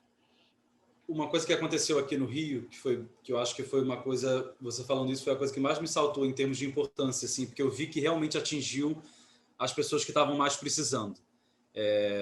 Quando tudo fechou, né? Porque nós fomos nós, trabalhadores e trabalhadoras da cultura, das artes, dos espetáculos, fomos os primeiros afetados e talvez seremos os últimos a poder né, voltar enfim, num futuro que eu espero, torço para que a gente possa voltar vacinados, com saúde, na presença, bem juntinho num show. Enfim, não vejo a hora de que isso seja possível. Mas uma coisa que aconteceu aqui no Rio, acho que São Paulo também, foi a PTR. A PTR fez o que o Estado deveria ter feito mais rapidamente e não fez. Porque... Fala o que é a PTR aí no Rio de Janeiro, por favor. É a Associação dos Produtores de Teatro. Uhum. E aí, quando o auxílio emergencial acabou, que a pandemia não acabou, mas o auxílio emergencial acabou, né? E mesmo antes, a PTR já se voltou para os técnicos, para os trabalhadores da cultura, desenvolvendo um cartão alimentício que você podia fazer a compra do teu mês, assim, aquela cesta básica para não faltar comida na mesa. E aí, o que aconteceu? Os artistas com mais estrutura, né? Os artistas que não passariam, por exemplo, fome, porque isso aconteceu e está acontecendo. Sim, está acontecendo. Ainda. Começaram a doar suas rendas, né? A contribuir com o que está sobrando dentro de casa, basicamente, para que não faltasse para ninguém. Então, isso realmente aconteceu, foi efetivo. Amigos muito próximos receberam esse cartão. Eu contribuí, mas não precisei usar desse auxílio. Então, eu vi que funcionou, sabe? Foi uma coisa que eu acho que fica uma experiência de que, quando a gente se organiza como categoria, a gente sempre é mais forte. Verdade. Né? Porque está continuando essa ação da PTR aí no Rio? Está continuando? Eu acho que teve um segundo. Agora eu não sei se está. Eu não sei se está. Mas eu acho que teve um segundo. A gente está nessa experiência desse auxílio que volta. Aí as últimas coisas que eu li é de que ia ser R$150.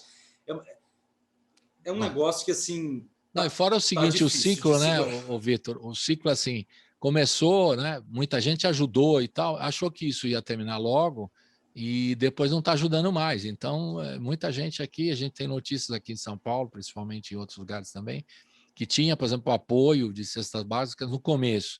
E aí, depois, achando que isso ia acabar, a pandemia ia embora rápido, o que não aconteceu, aí deixaram de fazer essa contribuição e agora tem uma necessidade mais urgente agora, né? Porque a situação está mais grave agora também, depois de um ano, né? Eu falei isso no show. Teve um momento que eu senti que era muito importante que a gente, e aí ali eu como cantor me lançando, a gente se posicionasse em relação a isso. A gente está vivendo um estado de coisas tão... Para mim é um filme de terror, assim. É muito cruel o que a gente está vivendo no Brasil. Porque como é que pode, apesar de todos os... Né, o que já é óbvio, eu não vou nem falar, porque só suga a nossa energia. Mas assim, como é que a gente poderia imaginar que as pessoas poderiam ficar em casa sem uma renda básica? Eu acho que a pandemia escancarou o que o Suplicy já vem falando, ó. A renda universal. Não existe mínimo de dignidade no ser humano se ele está com fome. A gente tinha conseguido sair da linha da miséria ali, né, do mapa da fome, e voltou assim que a pandemia se instaurou.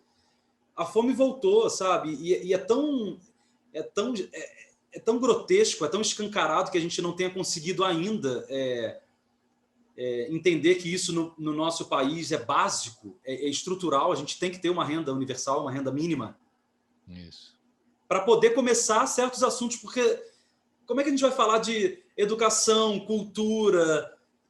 Isso tudo parece tão distante se a pessoa está com fome. Entende? É tão básico, assim. É isso espero mesmo. Que a gente consiga, espero que a gente consiga você girar. Você fez agora uma pausa dramática, né? Não como ator, mas sendo sincero, Exato. A gente brincando aqui, só para dar uma pausa dramática, porque a coisa está dramática mesmo. Vamos ouvir um Gesto Bruto, que é do show. Tem a participação da Ju também. Vamos falar dessa canção para a gente dar uma animada aqui. Sim, vamos fazer um gesto bruto, né? Um gesto bruto para ver se anima um pouco. Porque você deu uma pausa assim e falou, agora vai ficar muito emocionado, eu também fico. Pisciano tem dessas coisas. Vamos lá, então, Gesto Bruto, fale um pouquinho, por favor. O Gesto Bruto é uma canção do Tomás Browne, que tem 4 canções dele, né, no disco. E Gesto Bruto nomeia o disco, inclusive. Claro. O Gesto Bruto, ele é uma canção tão linda do Tomás. Aliás, o Tomás, que compositor, assim, que coisa, esse meu amigo nascendo junto comigo. Eu muito feliz de poder cantar a poesia dele. Assim, ele é um compositor muito especial. Acho que temos que ficar de olho nas canções dele, no que ele brota, no que ele coloca no mundo. Gesto Bruto, ele faz uma relação tão bonita do parto, do nascimento, né, do que é de fato nascer uma criança do corpo, do ventre de uma mulher, para o que é nascer os nossos trabalhos, para o que é nascer uma obra de arte no mundo, né? Essa experiência que se funde, né? É muito forte para mim. O Gesto Bruto está sendo um parto, assim, realmente. E ele constrói isso tão bonito, assim. E ele fala que essa música ele fez quando várias das nossas amigas começaram a engravidar.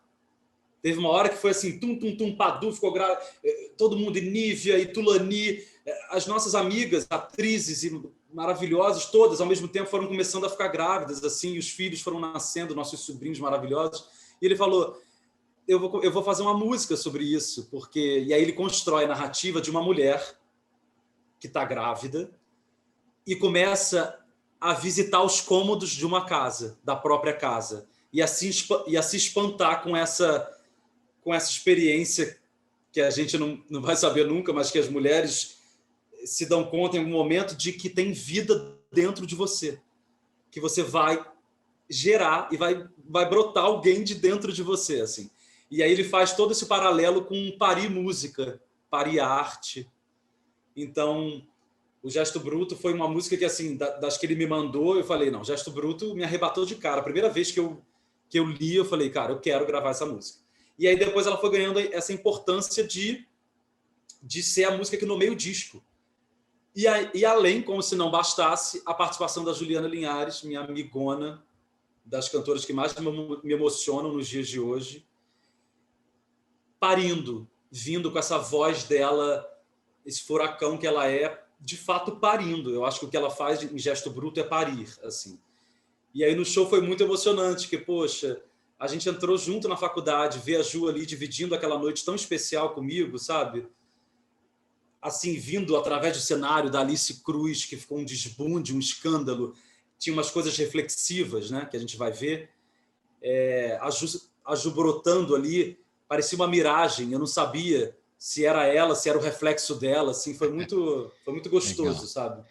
Então vamos ver e vamos ouvir aqui no rádio também o Gesto Bruto do show, né, do Vitor Seixas, com a participação da querida Juliana Linhares. Roda!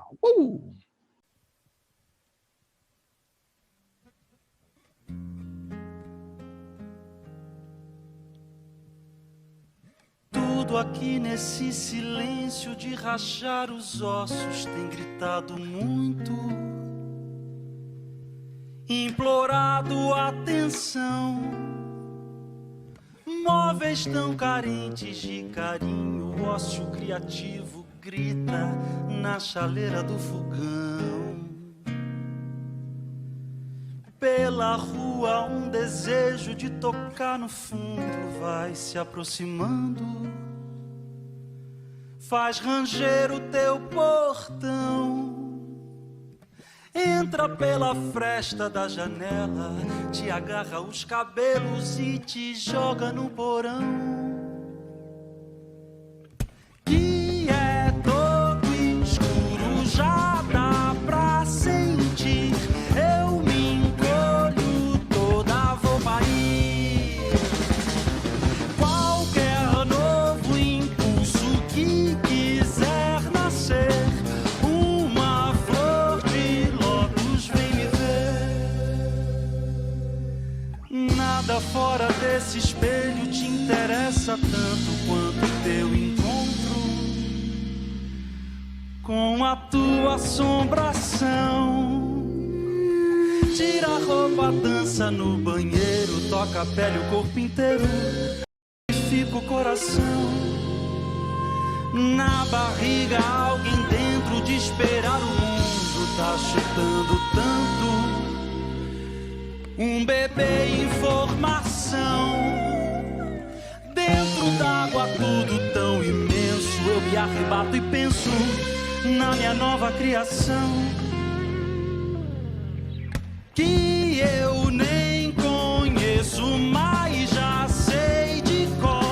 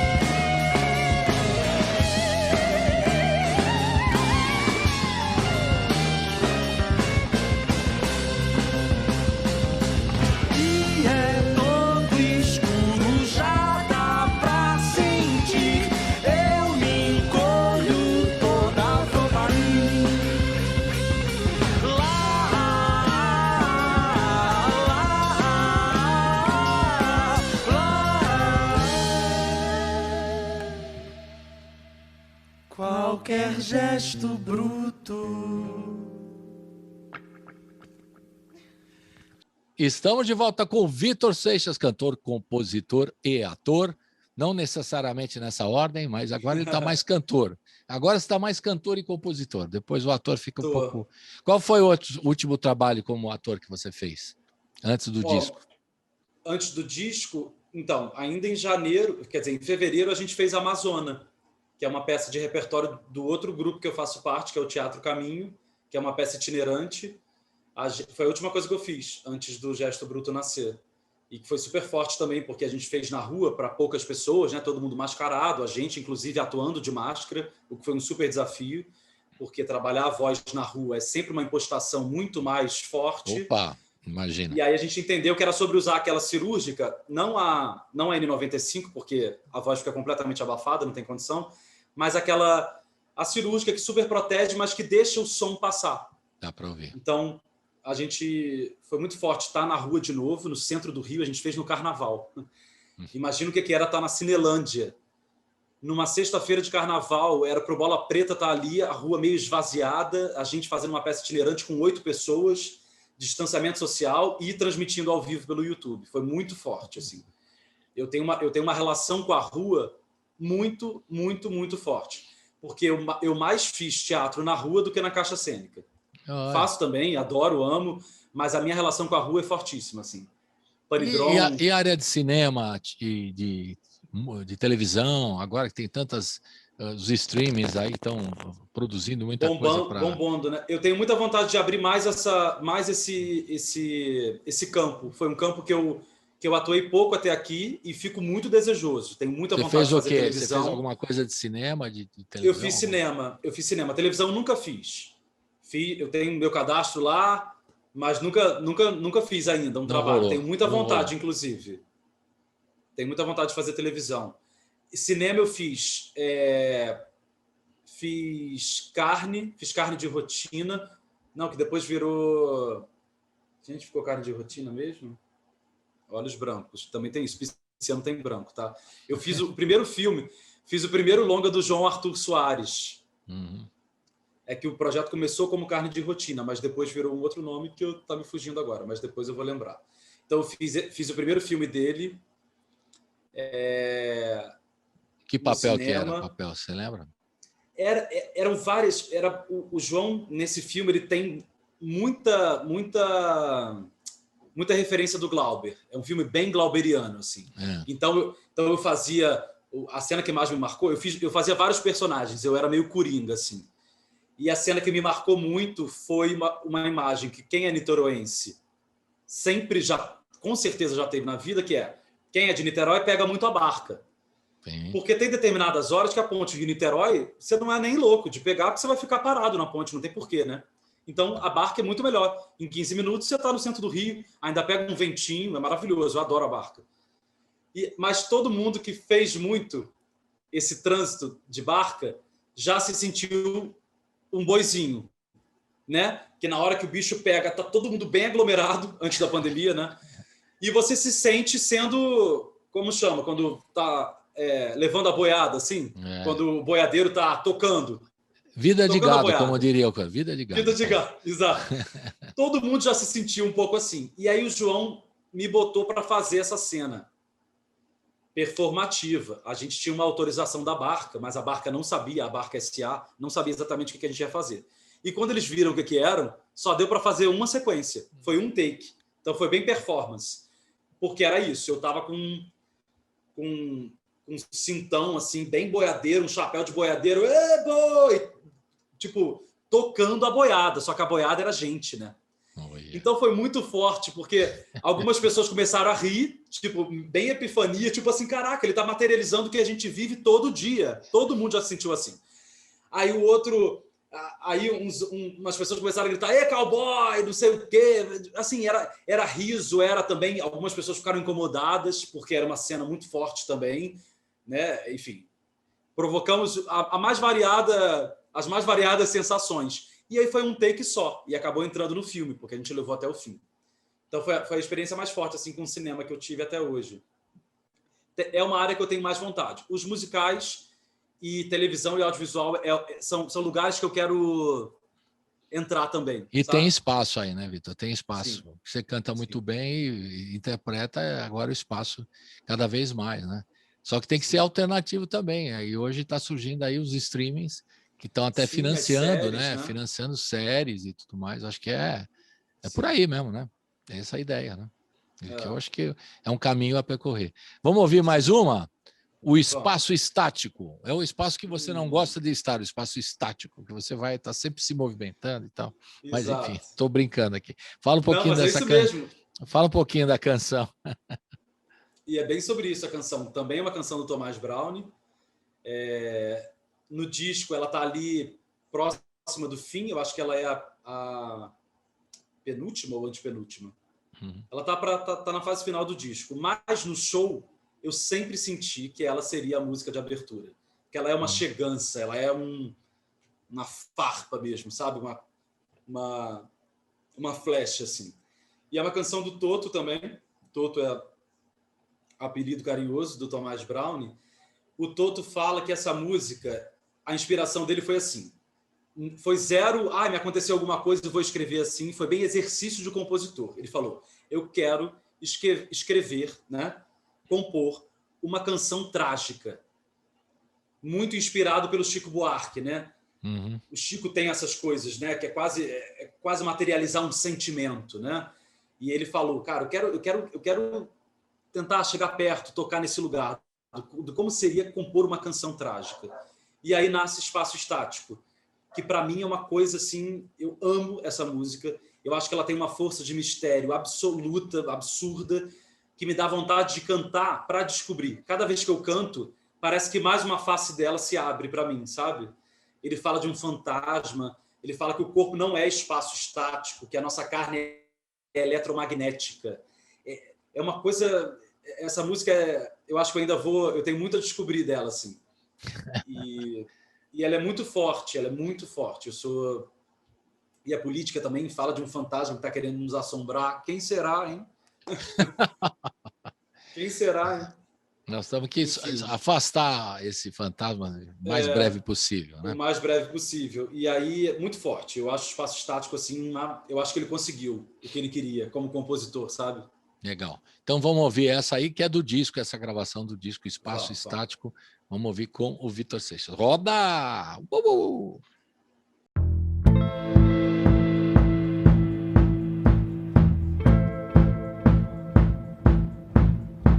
Se danço no precipício é só pra dar início. A farra, a forra, a farpa que eu vou cravar. Eu que não tô morta, hoje eu vi o teu vulto. Criança em casca de adulto. Fantasma, pasma, você você veio me abraçar. Se danço no precipício é só pra dar início. A farra, a forra, a farpa que eu vou cravar. Eu que não tô morta, hoje eu vi o teu vulto. Criança em casca de adulto. Fantasma, pasma, você veio me abraçar. Mas o meu corpo não é espaço estático. A minha carne é eletromagnética. Corpo não é espaço estático. O meu sangue é soda cáustica. Corpo não é espaço estático. Minha garganta é uma concha acústica. Da minha voz uma palavra abrupta nasce, arranha e fere antigos céus. Mordo as veias do pescoço e esse caldo grosso e espesso é só o começo da farra, da forra, da farpa que eu vou cravar. Eu que não tô morta, hoje eu vi o teu vulto. Criança em casca de adulto. Pasma, um fantasma tá querendo nos abraçar. Tá querendo nos abraçar. Tá querendo nos abraçar. Tá querendo nos abraçar. Tá querendo nos. Estamos na reta final agora com o Vitor Seixas, cantor, compositor do Rio de Janeiro, nascido em Niterói, que agora mora... Você mora do outro lado, né, de Niterói. Eu moro do outro lado. Olha, Aquela piadinha de Niterói, você vai contar? Qual que é a piadinha de Niterói e do Rio de Janeiro? Não, fala aí, Conta para ver se é a mesma. Não, fala você, pô. O pessoal Não. pode ficar bravo comigo, eu não falo, não. Conta Não, você. que o povo fala do... O clássico é verdade que Niterói é a coisa mais bonita e a vista para o Rio. Era isso que você ia falar? Vou ouvir essa piada. Politicamente, muito triste essa... Não, mas assim, claro que Niterói é muito mais do que isso, mas realmente, quando você está ali na Boa Viagem ou na Praia de Caraí, que você tem o Rio e Niterói, você pega a Pontinha, você pega a Jurujuba e do Pão de Açúcar até o centro, é muito lindo mesmo, né? Mas é muito mais do que isso, obviamente, né? As praias de Niterói são lindas, enfim. Niterói Sabe uma coisa que eu gostei quando eu visitei lá? Um certo clima de interior, né? Nós que gostamos aqui de São Paulo... É uma cidade interior. Do interior aqui de São Paulo, aquela coisa assim meio gostosa, assim meio simples e tal. Eu achava mais legal. O Rio de Janeiro tem muita... Foi a capital federal e ainda acho que até hoje é capital... Né? E que até hoje acho que é a capital federal. Mas, enfim, tem aquela coisa glamurosa do Rio, sim, né? Da corte portuguesa, enfim, várias histórias do Rio de Janeiro. Niterói é muito provinciana, inclusive porque ela tem muita chegada da galera do interior mesmo. Por exemplo, a família da minha mãe é toda de Itaperuna e que vai para Niterói. O Rio acabou ficando um pouco mais cosmopolita e Niterói tem esse jeitinho de cidade do interior. E esse charme também. Esse charme também e uma certa calma. Eu brinco que às vezes você atravessa a ponte, só de atravessar... Quando eu estou no Rio, muito louco, tô louco. Meu Deus, é muito trabalho. Porque o Rio é uma cidade intensa, né? 1º de março, uma cidade pisciana. Não tem jeito, realmente fica forte. Se atravessa a ponte, parece que baixa 2 oitavas, assim, ó. Isso. Niterói tem uma calma mesmo. Mas eu ia dizer outra coisa, essa coisa eu ia dizer que eu sou papagoiaba, eu amo Niterói, mas como que é uma expressão? Gostei da expressão, fala de novo. Papagoiaba. Por que papagoiaba? Explica. Olha, eu acho que é porque devia ter muita goiaba, né? Não sei. Lá em Niterói. Mas fala assim, quando o cara é eu sou papagoiaba, eu nem sabia dessa expressão. Papagoiaba niteroense. Papagoiaba niteroense. Mas eu não sei a história, tá aí, vou pesquisar. Mas eu acho que deve ser, só pode ser por causa de goiaba. Depois vira uma música. Ó. Tudo que vira tem história vira música. Por que não? Para cantar Niterói um pouquinho, exatamente. É isso aí. Mas Niterói tem uma coisa legal que é, como eu vim para o Rio muito novo ainda, 18, né? Eu fiz 30 esse ano. Eu vim para o Rio com 18 anos. Ficava brincando de ver as diferenças. E eu perdi minhas raízes niteroenses, que eu dizia, vou na casa de fulano. Isso atravessou a ponte, perdeu. Vou na casa do Rafael, vou na casa da Larissa. Eu perdi o de, que é bem próprio de Niterói, assim. E aí umas outras coisinhas, né? o niteroense chama o italiano, que aí São Paulo nem é italiano nem joelho. Acho que São Paulo seria o enroladinho, que é aquele salgado com queijo e presunto dentro. Sim.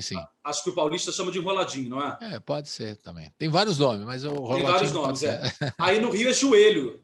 Joelho. Niterói era italiano. Falei, não, joelho eu não consigo chamar de jeito nenhum. Tem umas coisas diferentes. Não dá vontade de comer um joelho, sabe? Claro. Bom, Eisbein, né? Na Alemanha, você foi um Eisbein. É verdade. Enfim, o importante é que você está lançando esse trabalho novo, né? Que é muito importante, o gesto bruto, num momento complicado, né, Vitor? Você tem consciência disso, você está trabalhando para isso, com grandes perspectivas aí, perspectivas de fazer cinema, fazer televisão também, minissérie, enfim, o que rolar, né? E é legal que você tem essa possibilidade, como canta, né? Interpreta e é compositor também, e tem espaço aí para muita coisa, para muito trabalho pela frente, né? Acho que é muito legal que você pode fazer. Tem muita coisa para fazer ainda, né? E a gente precisa desse artista completo, que faz tudo, né? Que canta, interpreta, né? É muito legal ter. Porque às vezes você tem os atores mais antigos que eles cantam e interpretam muito bem, mas você não vai cantar e a coisa não fica grande coisa, né? Fica meio estranho. Sim. Mas porque a formação dele é outra, né? É outra formação, mas enfim. É legal. Agora, queria saber, está tudo nas plataformas, né? Todo o material nas plataformas, o Gesto Bruto? O Gesto está nas principais plataformas, né? Spotify, Deezer... O show, Deezer, Spotify, diga lá, pode falar à vontade. Apple, acho que também, Apple Music isso. E Tidal também. Tidal, ou Tidal, como queiram. Ou Tidal, como queiram. Enfim. Tá tudo aí. O show tá no YouTube, no seu YouTube. O que mais tem no seu YouTube lá para a gente aproveitar quem está nos acompanhando aqui? No YouTube tem os podcasts de todas as canções do Gesto Bruto. Tem o Minidoc, que foi muito legal, direção do Ian e da Joar, que dirigiu também o show, a Joar, dividiu a direção com a Vanessa, minha grande amiga, uma artista singular. A Joar é uma pérola da nossa geração, assim, impecável. E o Ian dirigindo remoto, o Ian morando em Portugal, ia recebendo as cenas, foi cinema de guerrilha, foi cinema marginal, tudo filmado no celular, e ele foi compilando e chegou num resultado que me contempla muito, assim. Eu acho o trabalho do documentário muito, muito forte. Então tem o Minidoc lá, tem os podcasts, tem o lyric vídeo de Pista Falsa, e também eu acho que já as pílulas de algumas coisas do show também. E certamente mais para frente, como você falou, vai ter também outros clipes assim que for possível fazer, produzir. Com certeza. Né? Agora, para encerrar, antes da gente ouvir o Mal de Te Ver, né, que é do show, que a gente vai ver a gravação do show, como é que você vê esse momento no país, essa dificuldade toda? A gente falou da pandemia, citamos aqui de passagem o Inominável. Como é que você, como artista, vê essa possibilidade? Você tem tanta coisa para produzir, quer fazer, e esse momento parece que mais complicado. Tem Aldir Blanc, que você foi contemplado, né, para fazer. Esse momento é muito complicado para fazer as coisas. Como é que você vê esse momento? Então, Aldir Blanc eu acho que ficou como um legado muito forte, sabe? Porque eu até cheguei a falar isso no show. É muito importante que a experiência da Lei Aldir Blanc se torne para a gente uma política continuada, para os trabalhadores e as trabalhadoras da cultura, sabe? Da gente entender cultura. O Itamar Assunção dizia isso, a cultura sabe que é bravura. Poxa, o que foi Tereza Cristina nesse tempo, gente? O que teria sido de nós sem a arte, sem cultura? É a arte que segura as nossas cabeças, a nossa emoção, o nosso espírito. Então, eu acho que a Lei Aldir Blanc ela deixou um legado tanto de continuidade, né, da gente ter uma experiência continuada de produção cultural nesse país e de descentralização dos recursos.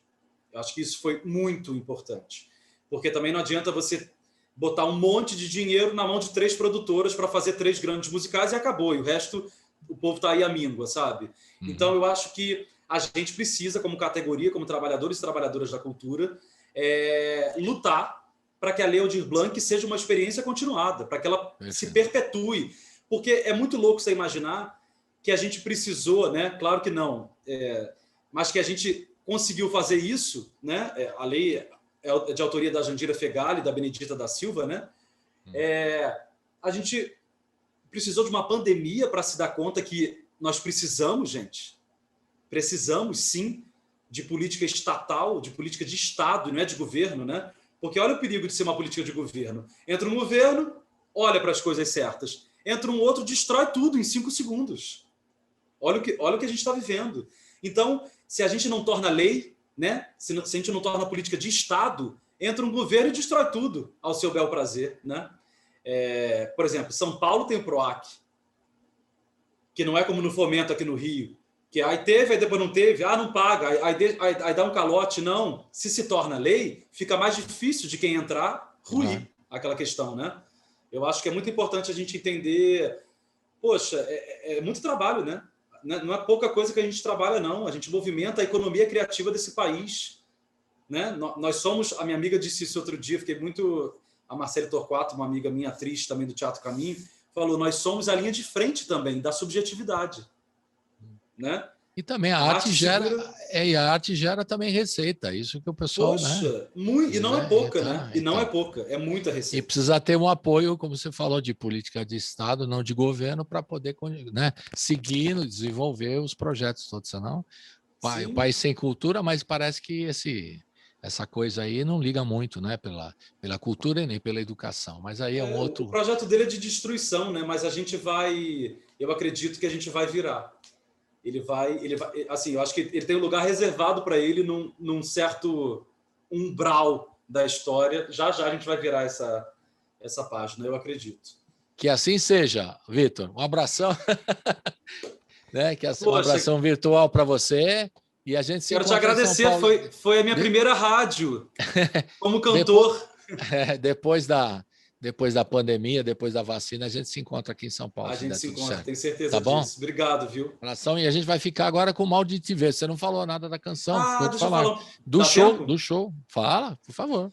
Então, Mal de Te Ver é a canção da Elisa Ottoni, que entrou no disco. A Elisa é outra compositora, assim, teatreira, né? Atriz de longa data, minha amiga. Dividimos cena bem lá atrás. E ela é de uma... Eita, compositora afiada também. Mal de Te Ver, eu acho uma delicadeza, uma joia, assim, essa música. Ela fez para um amor antigo, né? Em cima dessa imagem de... Nossa, que loucura, eu quero tanto estar perto de você, mas você me faz tão mal. E é um mal bonito. Que coisa, que sentimento contraditório, sabe? Que mal bonito que te ver me faz. Eu não sei se afaga ou se tira a minha paz. É aquela coisa, assim. E aí no podcast ela fala isso, que acabaram se tornando grandes amigos, porque não dava para matar esse amor, sabe? Legal. É uma canção muito linda, fiquei muito feliz de ter uma canção dela no disco. E com essa aqui que a gente vai encerrar, então. De novo, um abraço virtual e até a próxima. Um abraço. Valeu. Axé, tchau. Saúde. Saúde para você também. Tchau.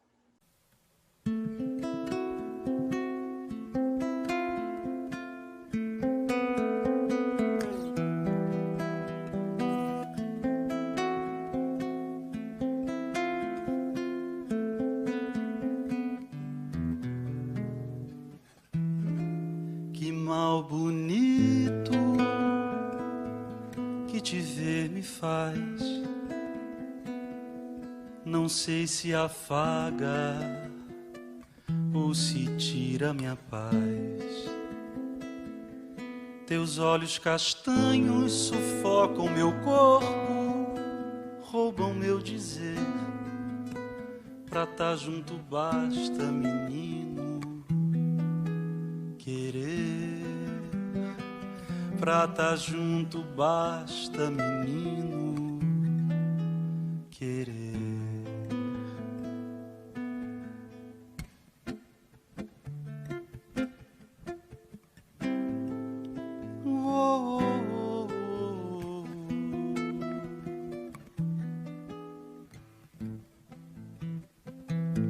Que mal bonito que te ver me faz.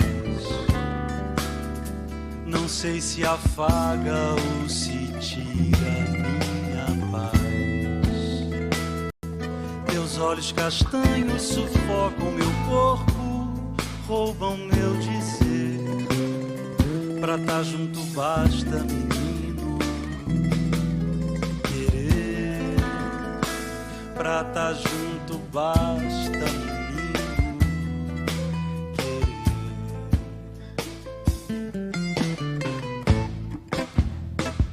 será que só minhas foram as noites que eram tão nossas? E pra não seguir sozinho, desatei a fazer essa bossa. Só lamento